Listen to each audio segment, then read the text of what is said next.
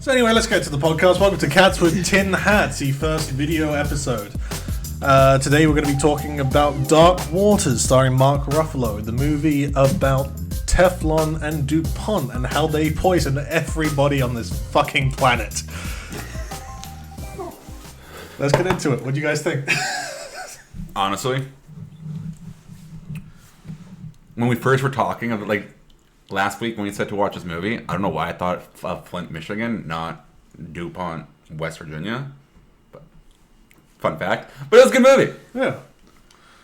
So, it's one of those ones where now I think about it, it's like, shit, I kind of wish I didn't know that. Yeah. You know what I mean? Yeah. Where it's like, now it affects your entire life. Where you're like, yeah, by the way, you got some of this shit in you because those guys have been throwing it up the stacks for like the past 50 years. I'm like, yee. yeah, this is my second time watching the movie. All right. I saw it in theaters next to a guy who was shooting up heroin. Oh my god. Vancouver for you. Yeah. Holy Gotta shit. love International Village Cineplex. Yeah, can't get out of my head. But I guess the last thing that guy's worried about is C8. Yeah. Right? He's like, fuck it. I'm pretty You much never know. pumping that C8 You never shit know, into though. me. He might. That's why he's doing it. He wants to kill C8. He wants to be the one who finds the fucking item that kills C8. could be. What do we know, right? Who knows? It could break down. Right? Yeah. They said that it never breaks down. The body doesn't break it down. Maybe age. Opioids. Right? Who knows? God. And all I wanted to say is this, too, about the movie. It's a bit of a... Nah, but all I'm going to say is he knows. I 100% fucking hit it on the nail for the one scene, and it was dope. When Mark Ruffalo was looking at the book of I Spy, and it's like funny teeth, and then it goes back to that one scene, and then I'm like, oh my god. And like, oh, it's because of... Boom. I thought the movie was just fucking roasting that young child. I Yeah. thought it was just like, It yo, looks look at this. funny chick's teeth that she's fucked up biking, and then teeth. it's I'm like like, black. that's just mean, right? And then they cut back and it's like, I Spy, funny teeth. And then he goes, the fluoride in the water or whatever Yeah, it is. And I'm she's like, drinking it. Boom, her teeth go fucking black. I thought it was just like, like literally the people writing the script, they're like, Let's make fun of it. Let's make fun of this 12-year-old girl. I was like, Jesus, was like, this yeah. is just so mean. But also, like, hey, don't have black teeth. Brush them. Fucking Susie. Yeah, so, That's weird. I'm sorry, Susie. Sorry, go on. Dark Waters, film that came out in December 2019, directed by Todd Haynes, written by Marlo Correa, based on the New York Times Magazine article, The Lawyer Became Dupont's Worst Nightmare, written by Nathaniel Rich. Mm-hmm. Yeah, it's starring Mark Ruffalo, Anne Hathaway, Tim Robbins, who I was so happy to see again. Yeah, he did phenomenal in this role. I think Yeah. Who's Tim Rock? Who was his character again? he was the Was he the farmer? No, No. he was the head honcho at the lawyer. Oh, he was the he was the head guy. Oh, the guy who helped him out, right? Ah, he was Yeah, and he had the glasses. And he's like, "You guys should want to fuck these guys," and I'm like, "Yeah, Tim Robbins." I'm like, "Holy shit!" This is when fucking he got out of Shawshank Redemption. Oh, really? Yeah, you guys didn't know this? No. This was based after Shawshank. Shit. And he fucking makes it out, he crawls through, and then he's systematically going after everybody. So he becomes a lawyer. Hey, you know Yeah, what? he goes up in front of court every day, nobody recognizes him, puts glasses on him, Oh, it's Clark It's Kent. Clark Kent. syndrome. Yeah, it's Superman. Yeah. Hey. Tim Robbins is the next Superman. So wait. You heard it here first on Cats with Tin Hats podcast. Tim Robbins is Superman. I'm putting it down. Move over, Henry Cavill. We got a new Superman in town. Yeah. Also starring Bill Pullman as Harry Ditzler. The Ditzler. Sounds right. Ditzler. Harry D. Oh, okay. Whoa. That's podcast after dark. Whoa. Cats with. It's only Cats with. 4:53. In the morning. Just kidding. I was sleeping. Good to know. I don't know what the fuck is happening. Anyways, let's go back to topic. So, what I want to know is, after watching this movie, and we'll get spoilers from here on out, after watching this movie and seeing the end title cards, what was your first thought? Holy fuck, I've never... I was like, holy shit, everything you hear all the time, like, oxygen is the best thing for you. If you breathe in anything other than oxygen, it's bad. It's like, oh fuck. Even you breathing in air is fucking bad, apparently, because of Dupont. You know what, though? Oh no. I agree. Pausing for dramatic effect. Nice. You had me, dude. Dude, that was dramatic. Like, you mean like I'm assuming you mean like the title card of like when they're saying like how like 99% of human life is affected by that part. Yeah. Yeah, I was. The number seems very high, Trini. Like concerningly high. We're just like, what the fuck? And then at first it said only Americans. Like, oh, we're good. And then we watched like a 30-minute interview about the actual story with actual Bucky. Joel Kiger and the Rob boy. Boulant. And I think it was almost like it's not just America, it's everyone in the world. Yeah, because she kept saying that it was 99% of Americans, 99% of Americans. And he kept on correcting her. It's like, no, it's everybody. Yeah, Rob's like, no, 99% of every single creature that every single living roams creature. Earth has this shit in them. It's brutal. But so I think that was where it was like, oh no. But you know what? I'm here still. Yeah. We've all got C8. I got C7. I lost one. Again, we'll go. I lost one. I do not know where I put it. I thought, took a shower. I put it usually where I put them all, right on my fucking kitchen sink. Not kitchen sink. Bathroom counter. Oh my god. And I got out of the shower, and it was gone. And I was like, hey. I called up Dupont. They told me not to call him ever again, and I felt quite embarrassed. This is where we talk about why it's crippling gambling addiction. He bet 1C I bet once on 7 black. I bet once on 7 black, and I lost because there's no 7 black in roulette. It's 7 red, and finding that out, quite embarrassing. Quite embarrassing indeed. So you're saying, scientific breakthrough here, that if you just bet 1 carbon in your body, you can break it down eventually, so it's you have no C8 in your system at all. Yeah. Not even C7, C6, you just got C nothing. Got C nothing. And even then you see, you get C nothing. You just gotta hit the slots. You get C nothing, right? But then it doesn't stop. Then it goes to B8, and then B7, B6, and then A's. So you're saying after you want the A. After you get rid of I'm carbon, not worried of beef. I'm A. So after you get rid of carbon, you then get boron in your system. No, I don't get no boron in my system.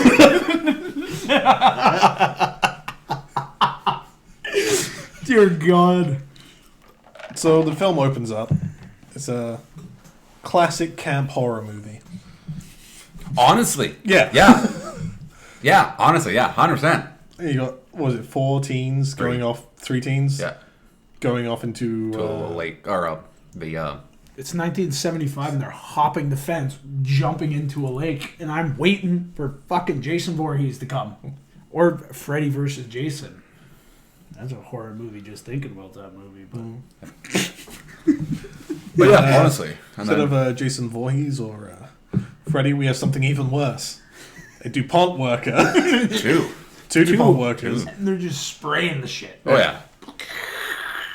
And Buddy finds something. We were trying to find out what it was. Yeah, it was like, hey guys, look at this. And we were thinking maybe if it was I don't know if it was sludge or if maybe it was a mutated frog or a fish. Yeah, I thought it was a fish they found. Yeah. A mutated fish. I wish it kind of had this closer angle on him so we could see. Yeah, because it was just guys, look what I found. And then just looks for 2 seconds and cuts to the... Hey, get out of here. Yeah. And it's hey, easy there. Fucking tough guy.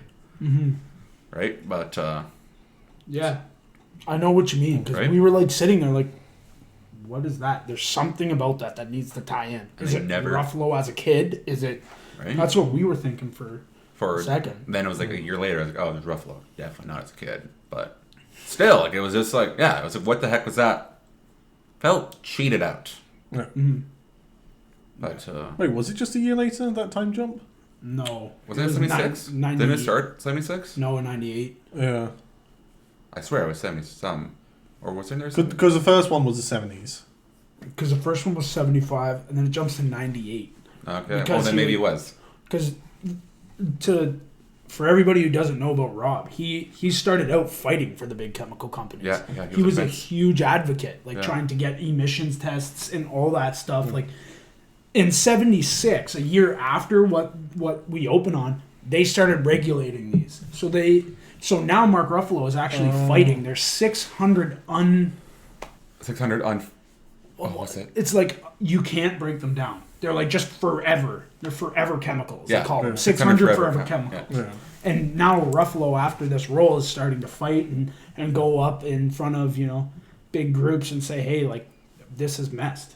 And it's pretty cool. But yeah, in 76 they started regulating it, and Dupont, actually 3M, right, a Canadian company, I'm pretty sure. Yeah. So they made this stuff, and then it was PFOA, right? Yeah, Is PFOA. Yeah. the breakdown is. And then, so in 76, pretty much everything got grandfathered in, but they didn't say that was hazardous, Yeah. right? Because I don't know if they knew yet, or if they thought it was only hazardous to the workers and not outside of the plant or 3M's anything. American, apparently. American? But I think... So why did it show they have a Canadian... I know they have a Canadian plant, I think, in Winnipeg. Because they show the Canadian flag with it when they... Yeah, on the dock. Yeah. Sorry. But either way, it's pretty amazing. Like, we start in 98. The only thing that I really noticed about this movie, maybe it's not 98. Fuck. I know it's somewhere in the 90s. Or 90s. Maybe it's 96 it starts. Or 97. Maybe, because it cuts to 98. I'll find out. I don't know. There's a bunch of time jumps in this movie. Yeah.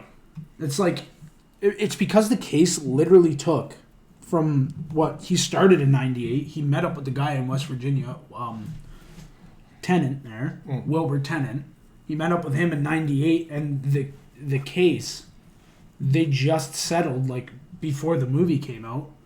In 2018, they just settled, like, $670 million in, I think, damages DuPont gave out, which is still less. It's less than 1 year Teflon made on the line. Yeah. Teflon made $1 billion a year, and even when they were caught, they only paid $70 million, 16, yeah, 70. 0.5. Yeah, 70, I think. Yeah, Yeah, because I think total 70 million. and Ruffalo has the best line ever to it. That's 3 days on Teflon's line. That's 3 days.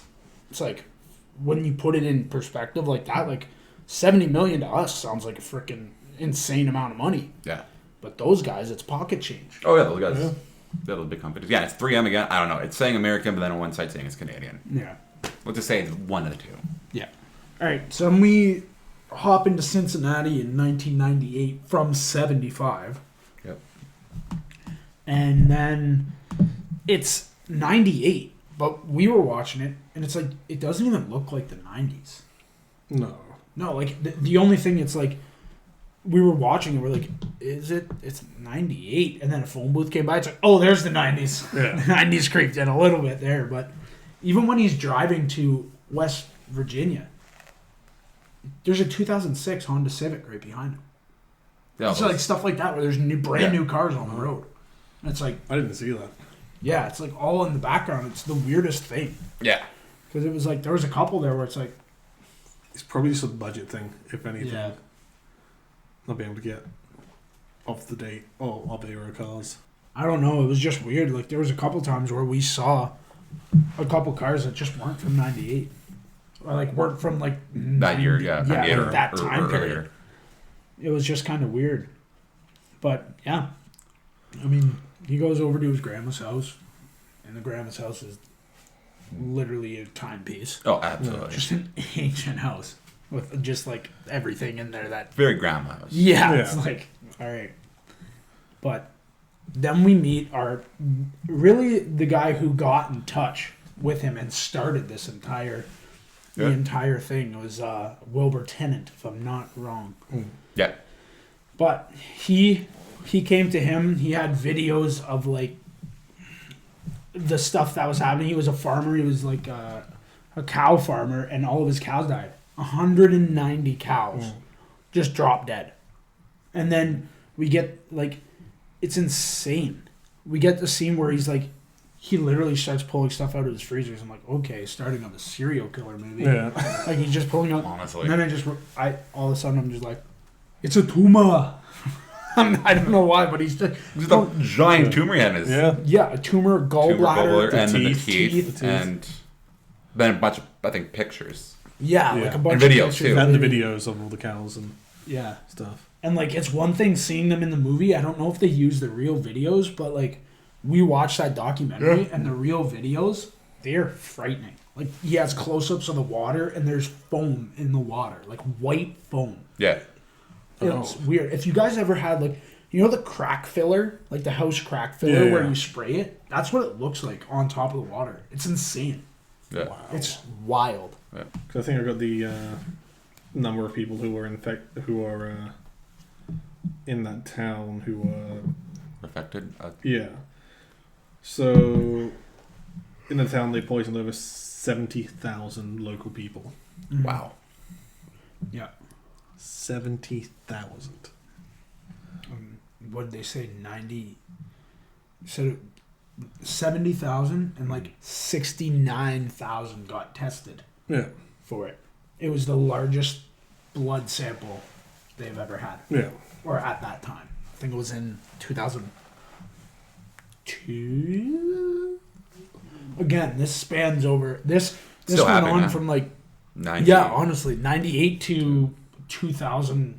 What, 21 now? I think 2011 in the movie. Yeah, 2011, It's 13. still carrying on to this day. There's still lawsuits being dealt with. Yeah. Yeah, because they have certain, so that it's known for 6. It causes 6. Cancerous. Or There's 2 cancers, thyroid disease. So there's cancer. kidney, testicular Yeah. cancers, and then there's thyroid disease.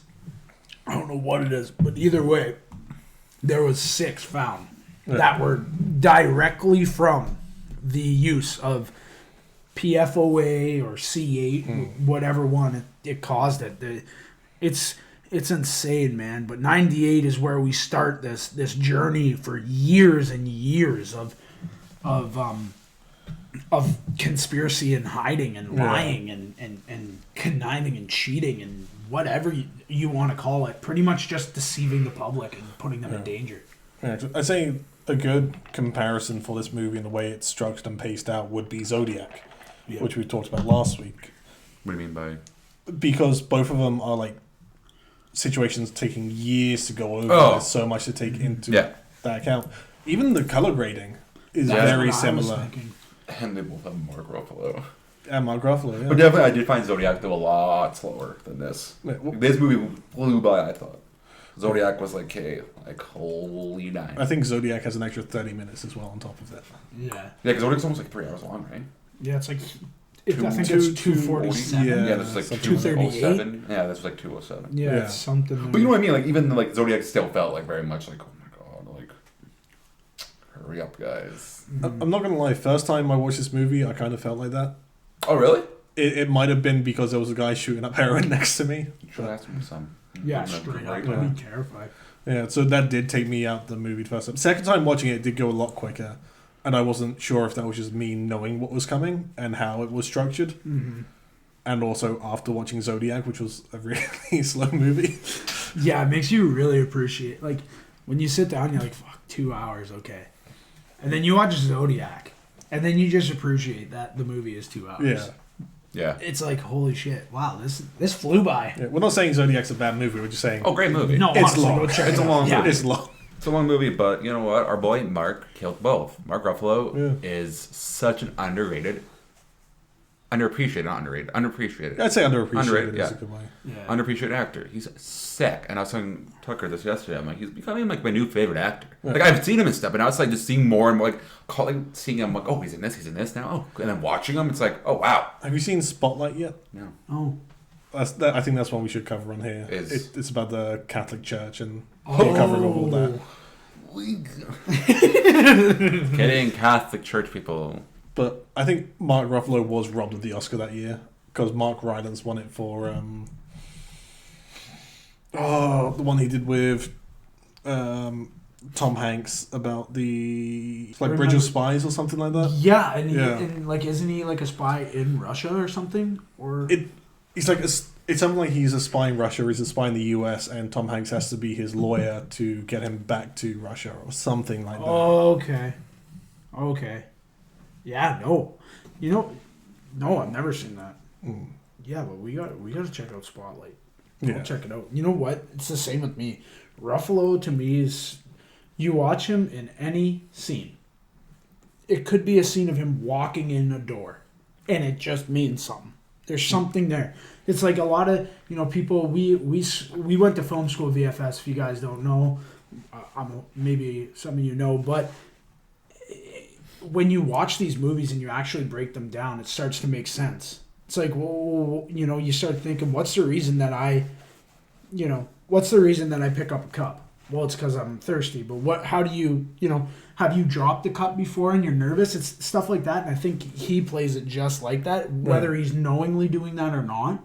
It's just every little thing. How he walks in the door. Did he have a crappy day at work? How would he hold his coat? Would he take his coat off because he had a crappy day? Would he even bother putting it on? Like, just smart actor moves. Because I think it goes to say for the character he was portraying, he's a very quiet, reserved person. Yeah. Where the way he shows emotion is his hand shaking. Oh, yeah. And that one scene when you just see his hand start to go in the car and like he's just about to flip out. Gets to me a little bit, not gonna lie. Yeah. Mark Ruffalo just shaking his hand, talking. I'm like, oh. Yeah.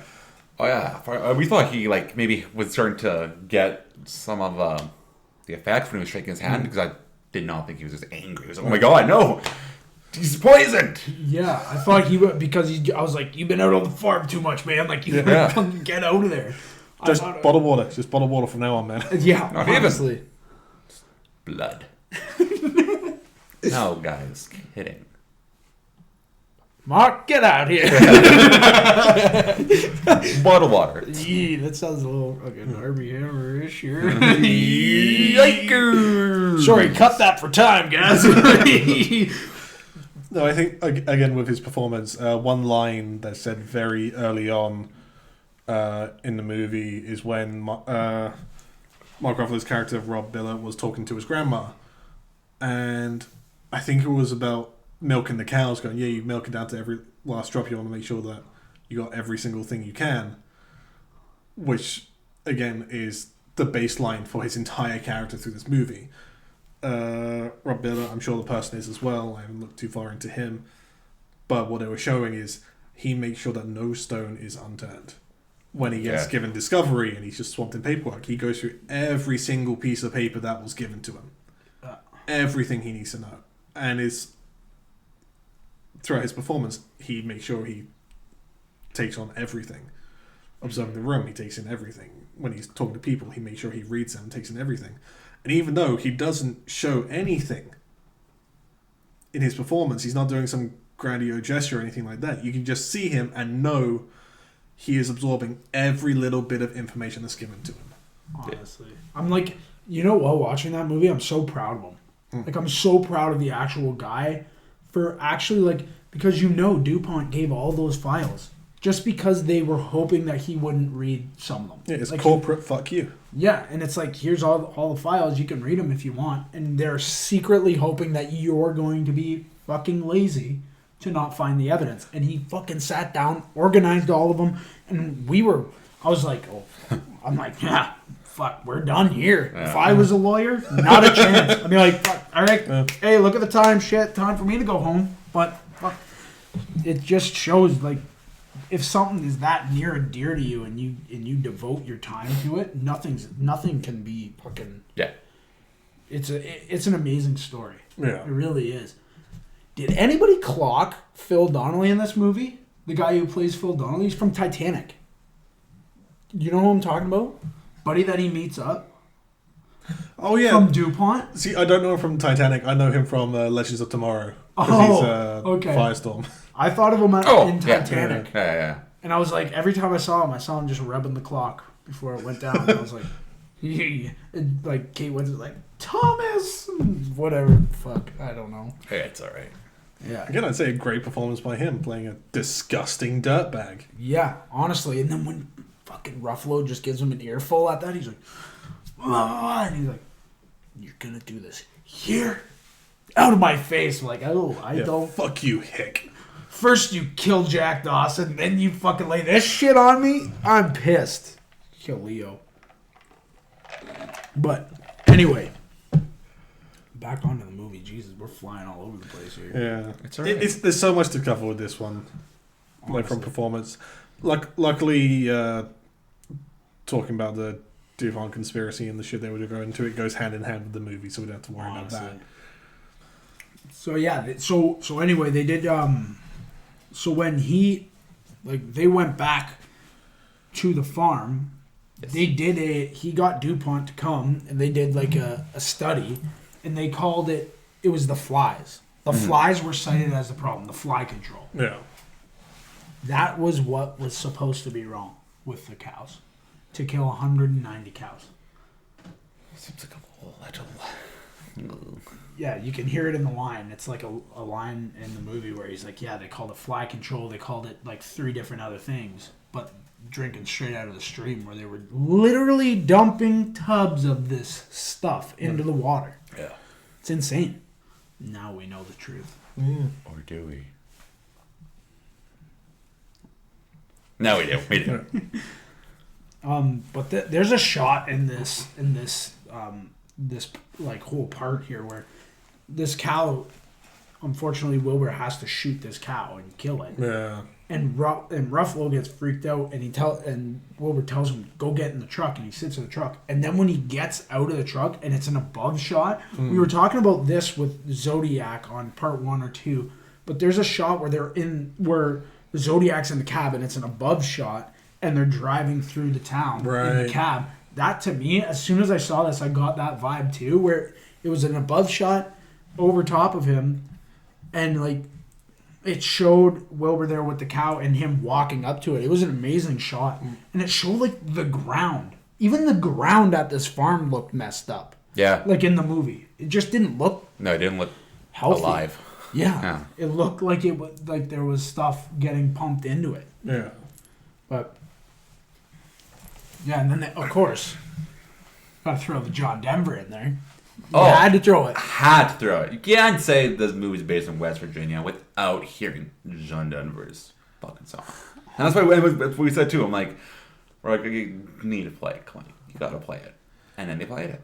Now, do you think they needs to play it because the song itself, or because it has become such a meme in mainstream No, media because at the this song point? itself, 100%. I think it's become more well known to the point that where it's used, everybody knows it. Yeah. But also, if you listen to the words of it and what it means, he just went out there and he's also battling with himself. Now he's gonna go take on a thing and take me home, country roads to the place I belong, West Virginia, Mountain Mama, take me home, country roads. He's driving to West Virginia, and now he's struggling driving out, going, is this where I belong? Doing this, or do I fight for corporations? So I think it's a beautiful song to put over top because it just describes the inner struggle of the character. I think it's a beautiful piece to put over this shot. I think I it's didn't amazing. even think of that. It is amazing. I was like, wow, that song just totally freaking described the inner struggle of this character for the rest of the movie. Like, do I belong here doing this? And then the struggles that he eventually ends up having with his wife, played by Anne Hathaway, who does a phenomenal job in this movie. I think that song's perfect. Yeah. I think it was just it was like, oh, this song. And then I started listening to it, I'm like, whoa. It's kind of a freaky little, I don't know. I will say, I do feel Anne Hathaway was a bit robbed in this movie, though, script-wise.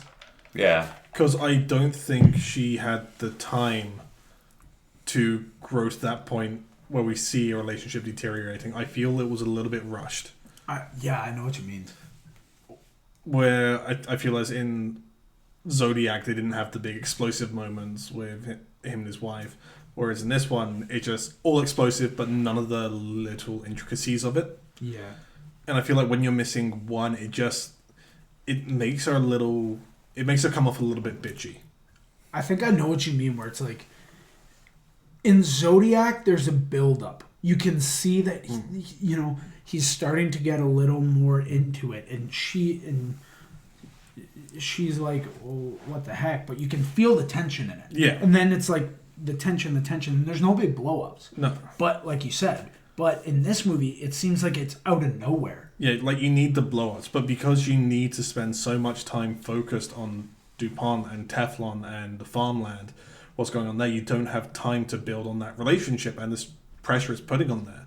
Yeah. Because you see the discovery, all the boxes he's dealing with, but you don't see him trying to balance that with the family or lack of balancing it with his family, which I feel was missing as well. Again, it'll probably add another 30 minutes on the movie. Yeah. To get to that point. But it's almost like that. It creates a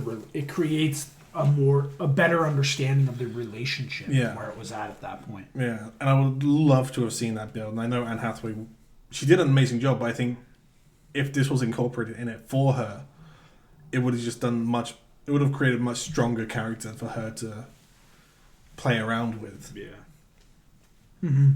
I totally agree. I think she did good with what she was given. Yeah.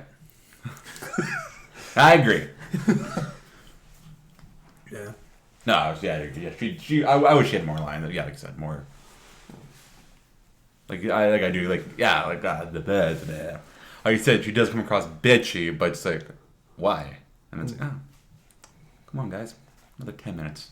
30 minutes might seem a little bit too much. I think to flesh out that, I think maybe 10 more minutes just to kind of see their relationship take a hit. But matter of respect that they actually put the real fucking wife and him in it. Putting the real... Yeah, the real people. The real people. Because I think they were in during the chemistry meeting, right? Yeah. Chem Awards or whatever they're called. I had written down here. I had where is it? I wrote down Captain America. Oh, yeah. Captain America and the Hulk meet at Chemical Alliance.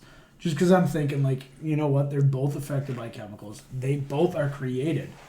Well, what happens if, you get him running around a little bit, the Hulk meets up with them. Become lawyers, like how I was saying. Hulk becomes a lawyer with She-Hulk. Marries his cousin, I guess. It's weird, but whatever. He did that in a comic book, so it's that is a series. They have a whole inbred family. Yeah. They have a whole Hulk inbred family. Yeah. What? Yeah, Old Man Logan. Yeah, Old Man Logan. Yeah, the Hulk and She-Hulk inbred family, and they're hicks, like they're redneck. Yeah. They become really, really fucked up, and because it's a weird. I don't know. I read the book once, and all I remember is I don't know why they did. I don't think they even said why. It was to keep the Hulk gene. The Hulk gene. It was the only way to preserve the Hulk gene, and so he fucked his cousin. We're geeks. Yeah. He's so cool. We like cool. comic books and picture books and all that kind of stuff. All this guy likes is cool stuff, I guess. Movies and TV shows and music. Being a bad. Yeah, that's right. Where's my cigarettes? Just like they are made with Teflon. Oh yeah, never mind. I don't. Fucking who doesn't know they put that in cigarettes? Come on. The Teflon's in cigarettes? Who doesn't think, you know what, 10,000 different carcinogens are in these fucking cigarettes? C8's probably in there. It wasn't that. It was, hey, it's got cigarettes, make a smoker. It was like, no, they made specific cigarettes with C8 in it to see if didn't they wrap them in Teflon? They said or something. They put C8 into the cigarette to get to the workers, right? Yeah. So they made their own cigarette. Yeah. It's not the cigarettes that were out there. There's like, hey, stop smoking your own. Here's stuff on the company. Yeah. Don't worry. Here you go. Don't worry about it. Don't There's pay for 3 it. packs of We cigarettes. care for you. Yeah. Hey, Well, yeah. Here you go. Also, hey, by the way. Hey, while you're working with us and we're giving you free cigarettes, don't worry about the bill. Not a problem. We're also, hey, Merry Christmas. Here's a fucking house, bud. Nothing fishy's going on. And here's a hat. Yeah. It was in the hat. It was in clothing. Yeah. It's insane. Water repellent thing. But I think what we were talking about with Anne Hathaway and him, that scene, when he comes home late that night, and she's like, what the hell are you doing? He's clanging pots and pans, throwing them out. Just seeing him just like, it was like, everything's got to go. And it's like, you're almost terrified with him because, before this, did you really know? Unless like, I wasn't watching the news at 13. No. For me. So I didn't really even know what was... Like, all I remember growing up is, hey, Teflon's a thing. Not anymore. That's all I remember. I just remember it being a thing, then not being a thing, and then just going. I just remember hearing tap water was bad. That's all I remember from being young, where it's like, they put stuff in tap water, and that was it. Like, I didn't know what it was. I didn't know if it was actually, affecting people. Like we're in Canada, so I didn't know if it was affecting Canadian water supplies or if it was just in that town or whatever it was. But you hear tap water has stuff in it that's not, so it's not just water. Yeah, it's with all the. But I still drink it. See. Let's do a poll. You drink tap water. I drink tap water. I don't like tap water. I can taste the difference. Super tasty over here. I drink Pepsi Zero Sugar. That's all I drink, by the way. That's all I drink. I'm empty and I'm livid. Honestly, I saw you pouring out the can. I'm like, damn it. Dude, honestly. Pepsi, sponsor us. If you want. We're Canadian. We're nice. Just Pepsi Zero Sugar. Yeah, Pepsi Zero Sugar sponsor us. Or Pepsi Blue. Want to bring that back. Oh my God, or Crystal Pepsi. All of them. Make a Zero Sugar Crystal and Blue Pepsi. So Crystal Blue. Crystal Blue. Featuring C8. That can be for you. I'm going to stay away from that one. I'm a giver, not a taker. So I'm giving my side to you. You sounded like the fucking Dupont guy right there. I'm a giver, not a taker. Hey, I'll give you the fucking C8. I don't want none of that. That's shit. exactly how it happened. Exactly. Guarantee you. They're like, yeah, dude, don't worry. We'll give that C8, dog. Let's C8. It makes rats' insides blow up. Isn't it? It's like a chain, right? It's like a chain of an carbon link. It's like carbon link, carbon link, carbon link 8 times. And that's what makes it so unbreakable. Yeah. It's because it's just chained to be undestroyed by the human body. You need C9. It's 789. You need C+. Shit, C+ is good. Honestly, C+ bucks. C+ orange drink? C+. Take an orange pot. What? It's Canadian. I think it's Canadian, right? Yo, C+, make Zero Sugar. C+? Wait, I think the same thing. It's the guy surfing? So in Dark Waters, I'm pretty sure the part we got to was the realization, the crux of the movie. Yeah. When he's talking to his wife, Anne Hathaway, he pretty much sits her down at the table and is like, hey, she's like, well, tell me everything. And he's like, okay. So he sits her down and literally goes through since, like, I think it starts, they started making it during the Manhattan Project, which we will do a definite another podcast about for sure. But yeah, it's I guess they made it in the Manhattan Project and they found out the algorithm. Then they switched it a little bit and said, it's literally said in the script, it's like they said, why not in American homes? Why just on the battlefield? Why on tanks? Why not? Yeah. And why not? So then they started bringing it to, I think 3M started making it in the early 40s is what, during the Manhattan Project. And then it came out in, I think, 51, they started making it Teflon. Yeah, I think 51. Yeah, early 50s. And then that's when they started noticing odd irregularities with people in the plant, in the plant. It was a year after they knew something was up, I think Ruffalo was saying, in the movie. And then you look into it and it's like, the stuff that was going on just to try and keep it under wraps is insane, man. But, like, he starts questioning PFOA and why do they have 55-gallon drums, and why wouldn't you just, if you were just having waste, if you just needed a place to dump waste, and it said earlier on that Wilbur's brother, who owned land, got sick and passed away. So then Dupont came and bought his land and made a kind of like a scrapyard, like or just like a pit to throw stuff in. But none of it was supposed to be hazardous. Yeah. But they were taking 55-gallon drums and just fucking burying them. Yeah. And when the burying one wasn't working, you just hey, we're just gonna dump it into the river, and have fucking. There was a whole line of women who had to scrub out the tubs of C8. Yeah. And that's and then when they started finding out all the shit that came with it, they pulled the women off the line for however long, and then put them back. Yeah. They took them on Teflon and then just they were scrubbing tubs of stuff. They knew it was all happening. It's insane. But I think in this part of the movie, it does such a great job balancing Mark Ruffalo's character revealing his discoveries to the three different parties involved. Wilbur Tennant, his wife, and Taft and Dupont. All done in three different ways, which it's kind of impressive when you got to think about delivering a monologue in three different styles and how you got to approach that.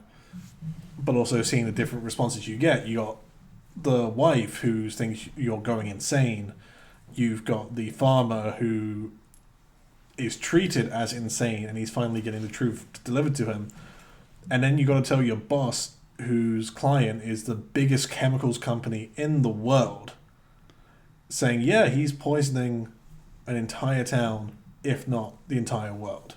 Mm-hmm. That scene, the way they cut in that scene is like, it's awesome. I called my mom and talked about this movie, and she told me, she's like, that scene it was her favorite scene in the movie. And then to cut from that into the room where he's like, Anne Hathaway is going to have a baby, and you can see just the paranoia at a height with Ruffalo, where he's like, what about the baby's eyes? Because that's one of the things they were doing tests just to see the effects of C8 in DuPont. Because it was the pregnancies. Yeah. And then they were seeing that like 2 out of the 7 women that were tested were pregnant, and the 2 out of the 7 had babies who had one nostril and had deformed eyes. Yeah.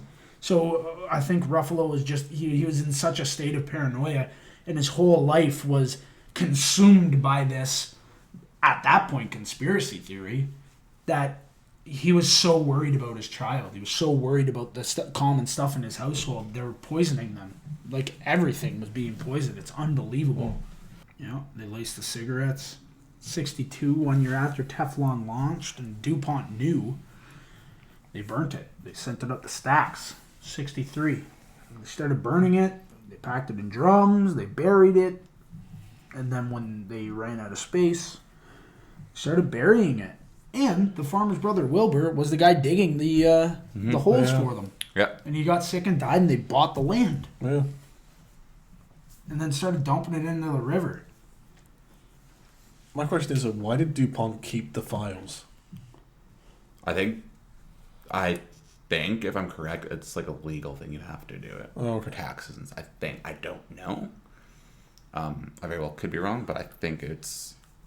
Like, I know for a business, you got to keep any sort of business file for like 14 years. Yeah, like audited and shit like that. Yeah, right. So that's why probably. But usually they storm in those things and then they write them down. It's the year, so it's a case of someone comes and says, "Hey, let me see the reports from 1975." And if it's the 80s, and you say, "Oh, I threw them out." Again, I could be wrong. I think you can get fucking charged and fined for it, and like heavy.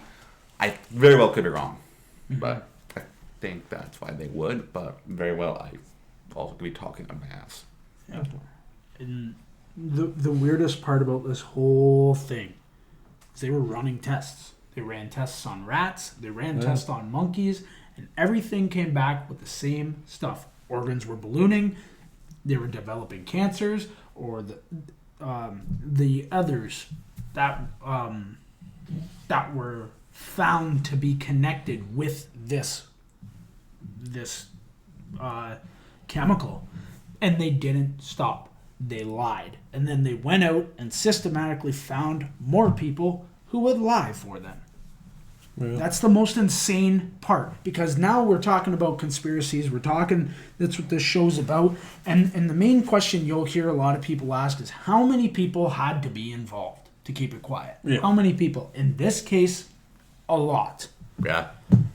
That's when that question, to me, it is amazing how many people had to be involved in this to cover it up, and how it was kept covered up for that long.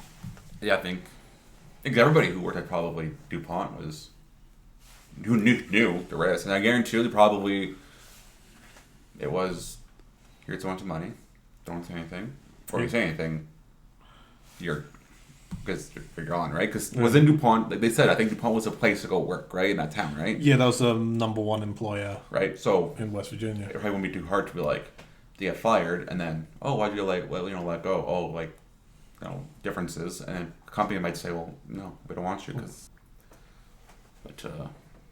right? So I think that's why I think that's why people didn't say anything, because they're probably scared for their own jobs, and or even too, it's like, hey, like you say this.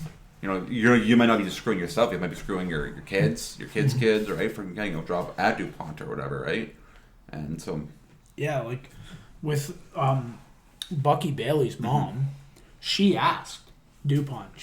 She asked and inquired about C8. Is that what caused her child to have these to have one nostril and the disformities and stuff? And they said no, and then proceeded to delete all the records of her working there. Yeah. Like, it's insane. But I don't know. And then to hear that C8's in everything.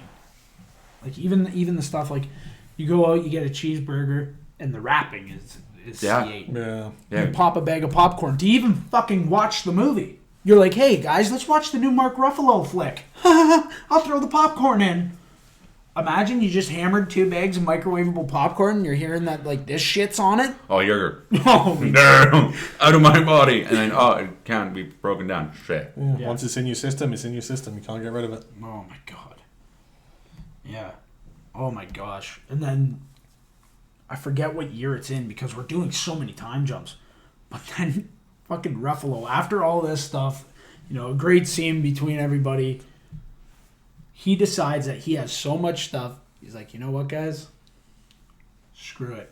Leaks all the documents.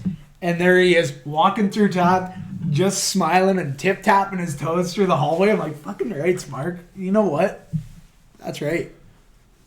Now that scene, and then that's where we get into Joe and Darlene Kiger and their story, where I think I was listening to the real people, and they were also in the movie too. Yeah, they were in the church scene where they're all looking at the farmer, but they got a letter in the mail saying that C8, there is C8 levels in the water, but it's nothing dangerous. Yeah, it won't harm you. It's all this stuff. It's a safe level. Yeah, it's like, what the fuck does that mean? Yeah, and then I guess Joe was like, he waited a few months about it, I think, and then I think he said he was gardening. Or watering his wife's garden or something, and then what he said, that the girl we were talking about with the black teeth actually rode by him, and he saw it, and he's like, "That's weird." And then dogs were getting tumors, and then he went back to the letter, and then was like, "Oh, what's this about?" Called Dupont, and I think they didn't say anything. Then he called the health.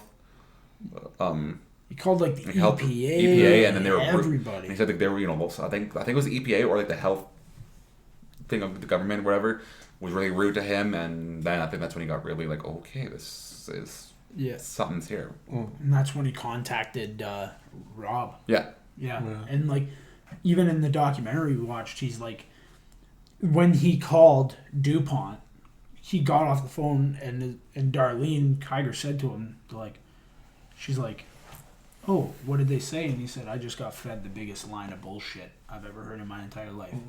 And it's like, and then they talk and about, Joe's 19-year-old brother. He went in there, worked for 2 years, died on the operating table, all this stuff about people. And it's like, listening to the documentary, this town was a working town. Yeah. This was a company town. Yeah. Like, it was like you worked there, you Yeah. grew up working there, your dad worked there or Yeah. whoever, right? It's like,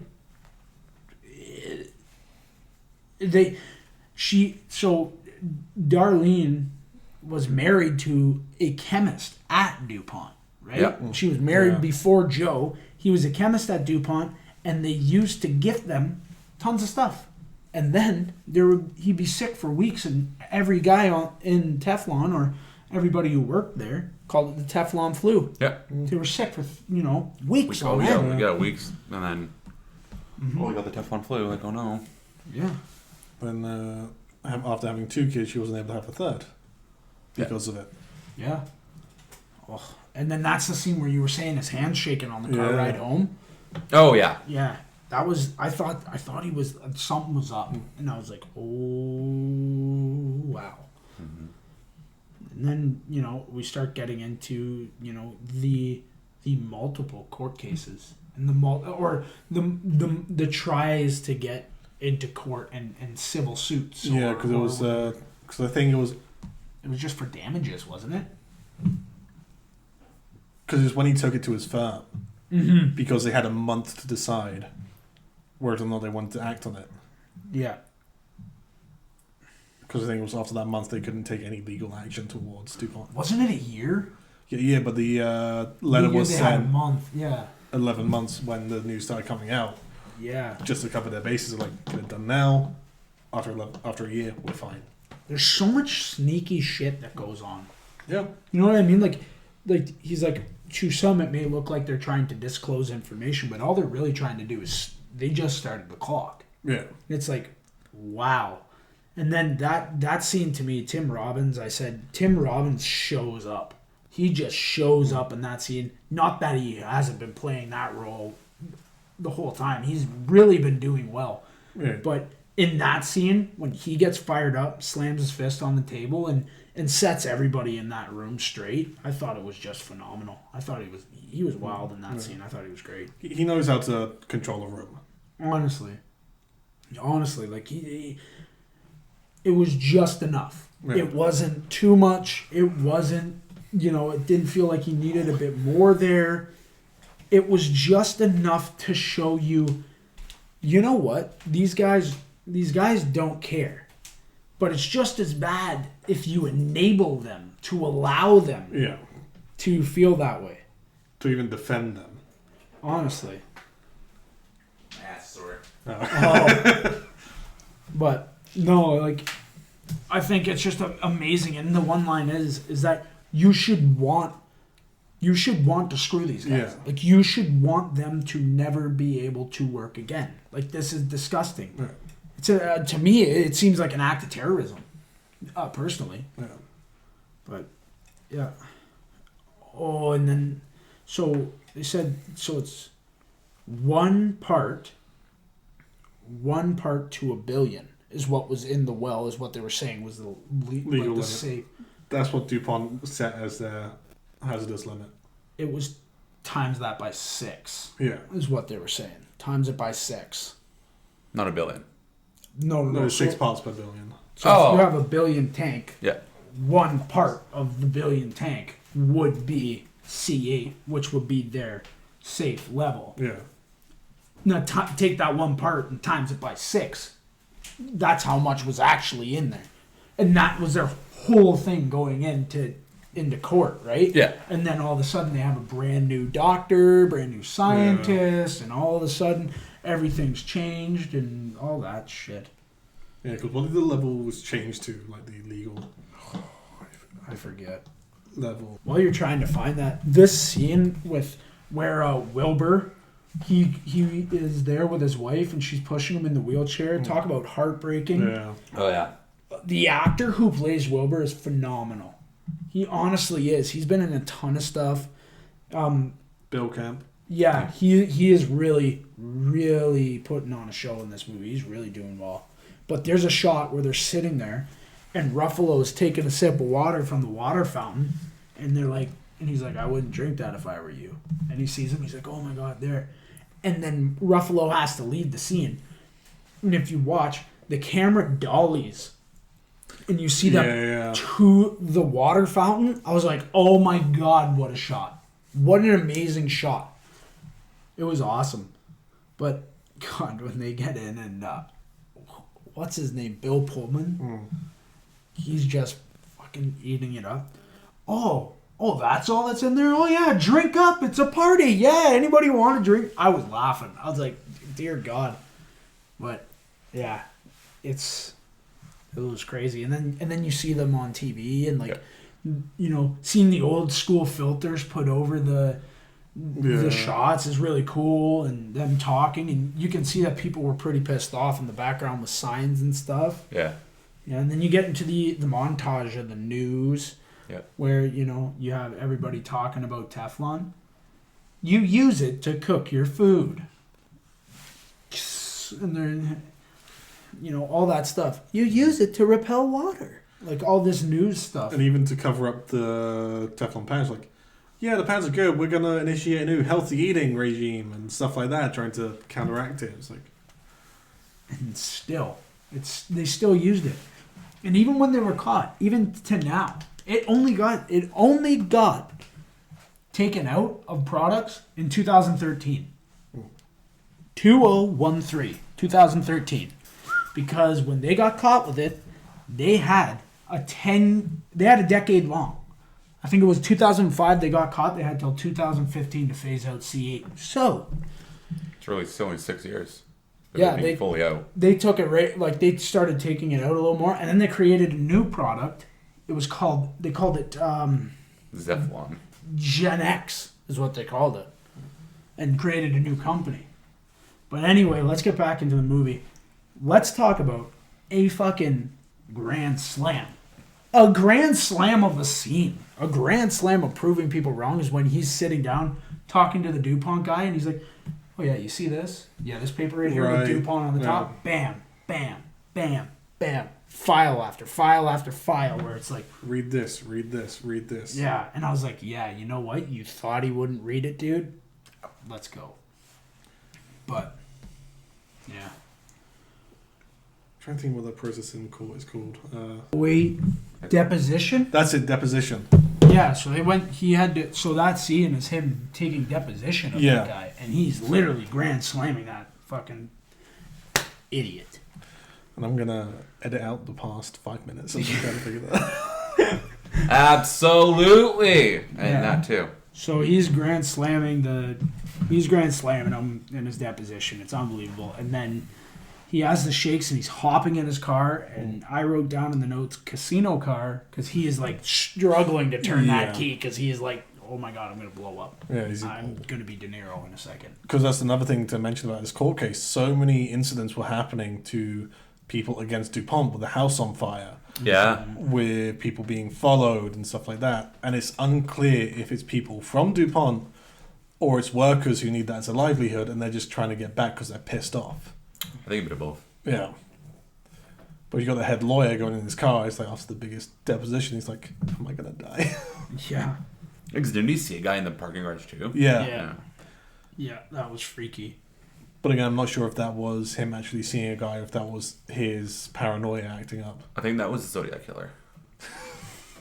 Okay, so then in 2005, they do agree. They had like a panel of scientists. They had to go find that each side was okay with, that they weren't biased. Yeah, they were all independent. Yeah. No connection to either side of the...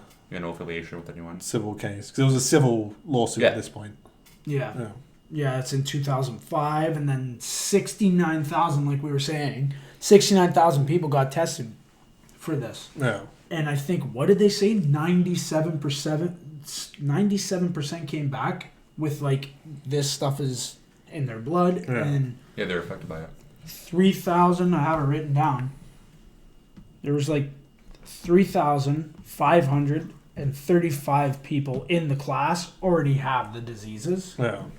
And there's more that will get those diseases in the future. And that, I think that's kind of where they are now, settling these cases where it's like...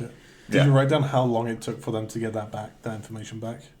It took them, till 2009, right? 4 years to get anything. No, 2009, they were still... So, it cuts to 2009. It's been 11 years since the Tennant case started. 11 years. And every year, I put this down, the color grading gets darker. Every year. Right, it does. Every year it gets darker and dimmer and darker and dimmer. And it's like, whoa, what's going on here? And then he calls them up. They're still testing the samples. Anne Hathaway is like, this is where he's like, I don't know if we can afford school anymore. Yeah. And all that stuff. And this is where the big blow up happens with that character. Yeah, the really big one. And I think in 2012.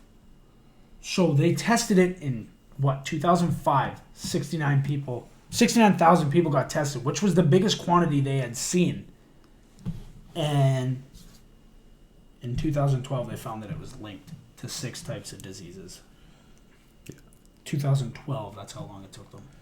And that's 7 years of having to fund the research to keep the investigation going on, to keep in contact with all of your fucking people, what are they called? Defendants. Yeah, all your defendants.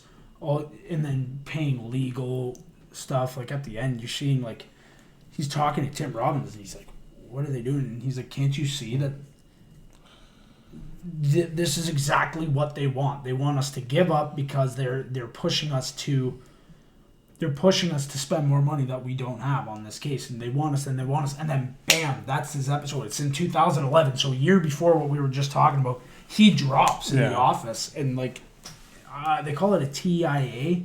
It's like they were saying that it has the same symptoms as a stroke. It's like a short stroke or something. Yeah, it's just from stress, right? It's like they wanted him to take out all the stresses in his life. TIA, a transient isomatic attack or a mini stroke, is caused by temporary disruption in the blood supply to the part of the brain. The disruption in blood supply results in a lack of oxygen to the brain, which is very dangerous.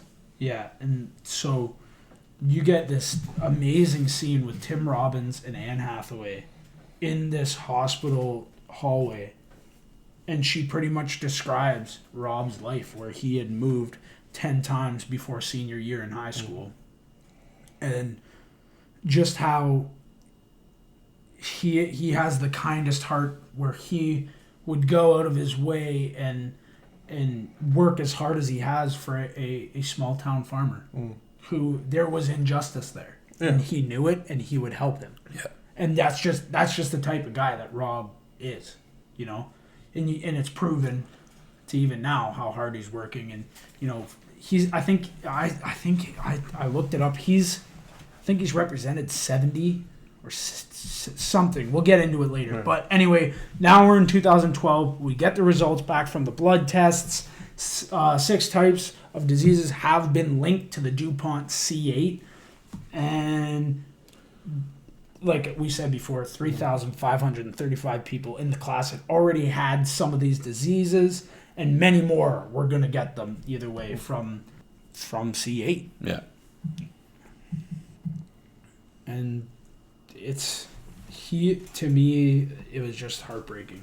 Just heartbreaking to hear that. Because not only that, as soon as the news came out that it caused those diseases or was directly linked to it, DuPont started questioning every single lawsuit, gonna take on every single one individually just to make it go away. Mm-hmm.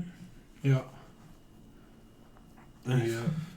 If it wasn't for Rob, if it wasn't for his dedication and determination to actually represent every single defendant individually, he won the first case, getting like a couple million in settlements, won the second case, getting a couple million in settlements.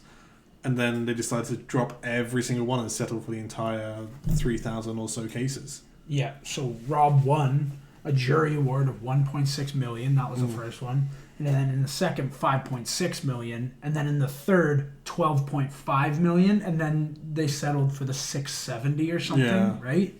$670.7 million. They settled all the 3,535 cases for in 2015. Yeah. And then there's still battles going on today. PFOA is believed, like we were saying, to be in the blood of every living creature on the planet. 99% of humans. Yeah. Not just Americans, but every human. Yeah. And you want to know what the worst thing that I heard is? Bucky Bailey can't get any... He can't. Yeah, he has he to drop out of the lawsuit. Really? Yeah, because they said his condition didn't link to... You're kidding. Yeah. No, he can't sue because apparently the scientists didn't link his the things that happened to him, the complications at birth, to the C8. So he can't file a suit. Same with the other person who went through those struggles. They can't file.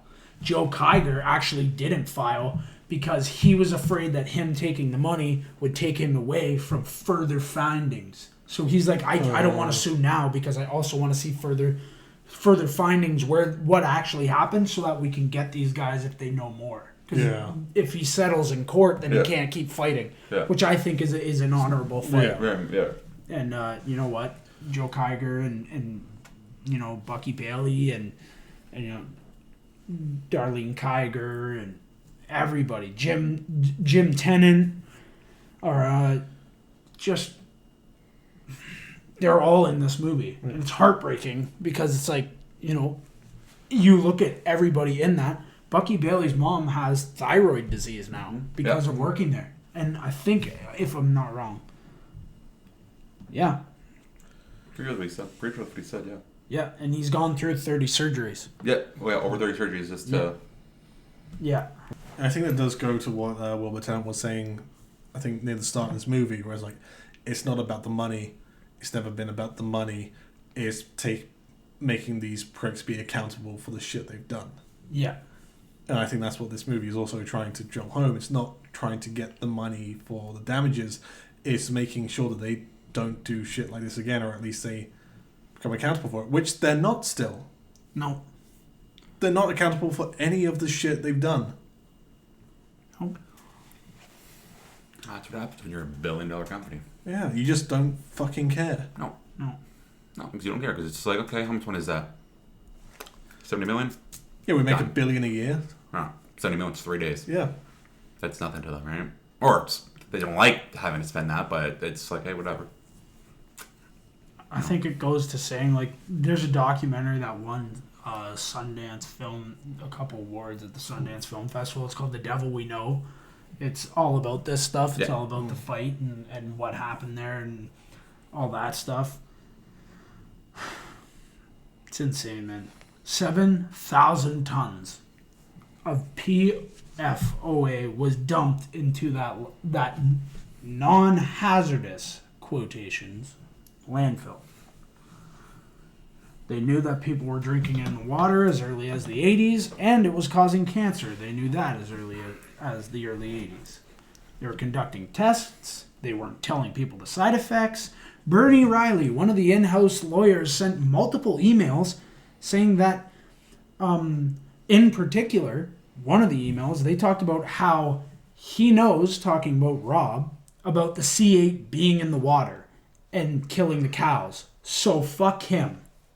That's a quote from one of the emails that Bernie Riley sent to his sons, to other workers, other lawyers that were working in-house for Dupont, that stuff. So the products that it's in: stain-resistant carpeting, grease-stain-proof fast food wrappers, microwave popcorn bags, pizza boxes, stain and waterproof clothes, fabric cleaners, and shoe water repellent is what it's all in. And now, the problem is that PFOA they're not using anymore, or Yeah. at least the company's not using anymore.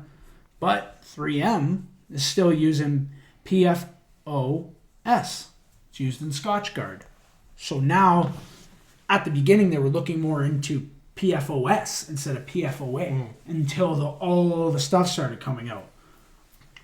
But when all that stuff started coming out about PFOA, 3M pulled out, said, "Hey, we're not making this stuff anymore." After all that stuff, Dupont decided, no, we're not going to stop. No, we're not going to stop buying it from 3M. 3M's not going to stop. We're not going to stop doing anything. We're going to start making it in-house. They started making C-8 in-house. Uh-huh. And then gets burned by manufacturing companies, all that stuff. They created, it's called Chemus. It's the Chemus company. They spun off the Teflon sector into Chemus company, and they shifted over to a new product called Genex. And there is an investigation in the Netherlands in Dupont of the same activities with the Dupont sect, the Chemus company. There's currently an investigation going on in the Netherlands about this stuff happening too. Wow. That's what it is. Yeah.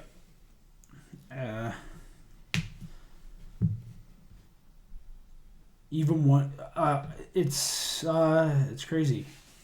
And Rob said, and Mark agreed, the main thing that this movie they're trying to show and what Rob's trying to show is that even one individual can make a change if they stand up for what they think is wrong. Yeah. And this is a perfect example. Rob has represented over 70,000 people against C8. Yep. 70,000. Basically, almost every single person that tested. It's an entire city or town or whatever, wherever Dupont was, right? All those people basically are. It's a lot of people. Yeah. Mm-hmm. It's a crazy amount of people, and he's what? The first lawsuit he made, like he was able to get like it's like 1.4 million or something like that. Yeah. And then I think the second one was like 5 point some, and then the third one was like 60 some. Mm-hmm. Crazy. Yep. Yeah, and Rob was awarded the Right Livelihood Award. Yeah. After all of this. I know I talked to you guys about this earlier before filming this podcast, but one thing that also happens with stuff like this,